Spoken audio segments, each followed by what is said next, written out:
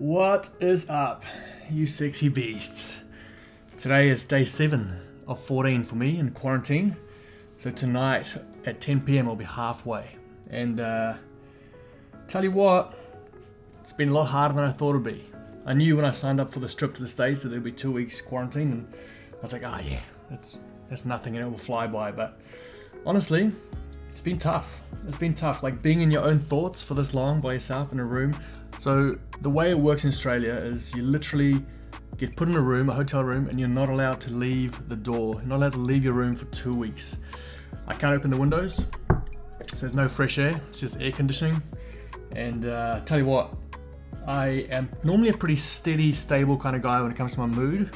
You know, I have my moments, but I have never been so aware of my mood as I have the last 7 days. It is unreal, just heightened senses. And but anyway, I'm doing good, and I thought it's been 7 days. I haven't actually shown you, what I'm living with here. So let's have a quick little look.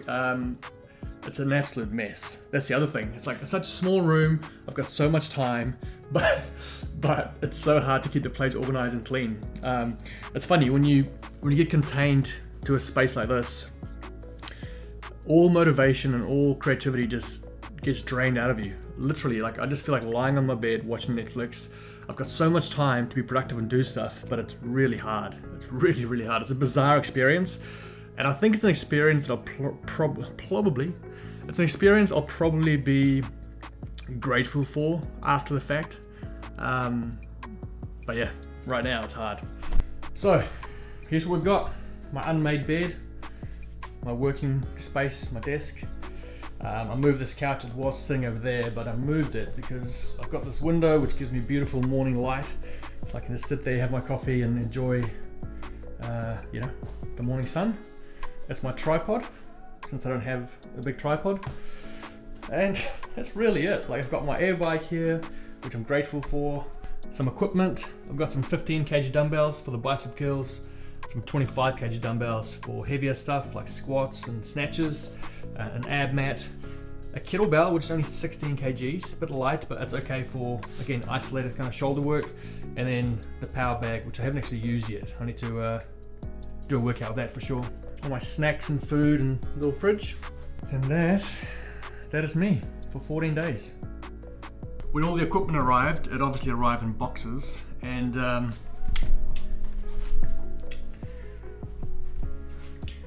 this is where I dumped it. So my bathroom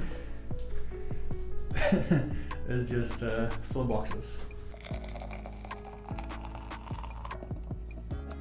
The process. You have to fall in love with the process. I tell you what, it's really made me appreciate the little things in life, like getting sunshine.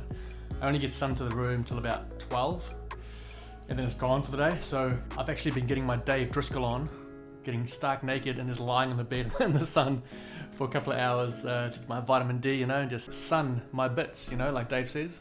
Okay, it's time for my morning air bike. I've been doing 30 minutes and just slowly increasing the intensity. Today I'm going to try and beat 350 cals in 30 minutes, so let's see how we go.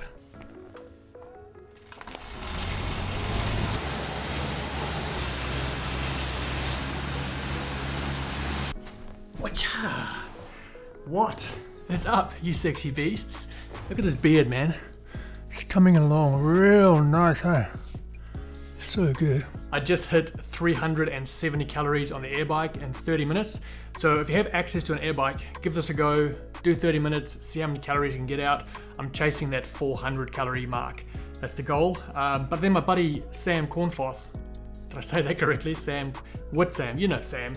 I think he did 330 calories in 20 minutes. What an absolute animal, and he's recovering from COVID.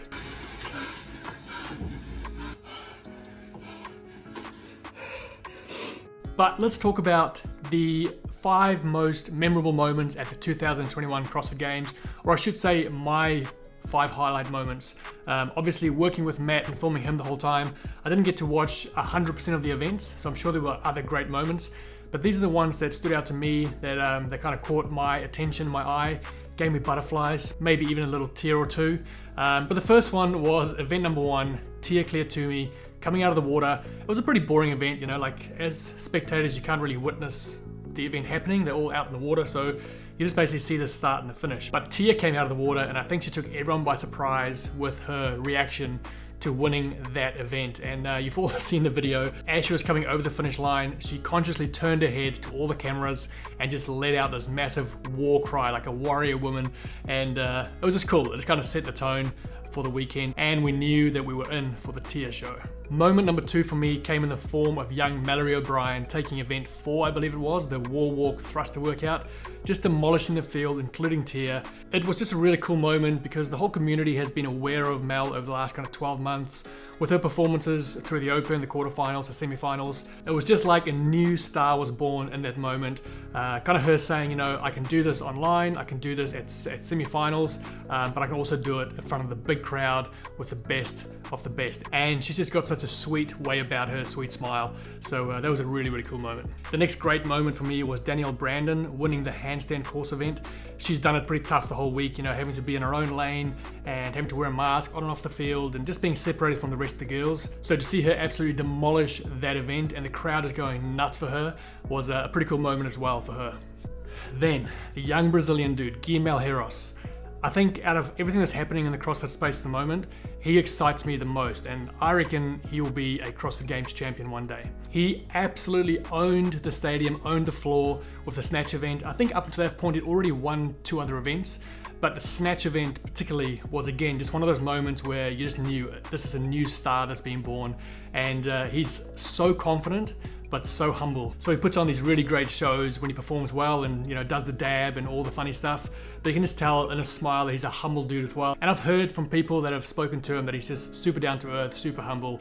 So I think he's going to be a force to reckon with. He seems to really have that mindset, that kind of killer instinct that's needed to be a CrossFit Games champion, but seems to be a really nice guy with that as well. So I'm super excited for the young Brazilian. And then of course, Annie Thorisdottir snatching, I think it was 200 pounds, just going toe to toe with Tia and surprising herself, you know, by snatching 200 pounds.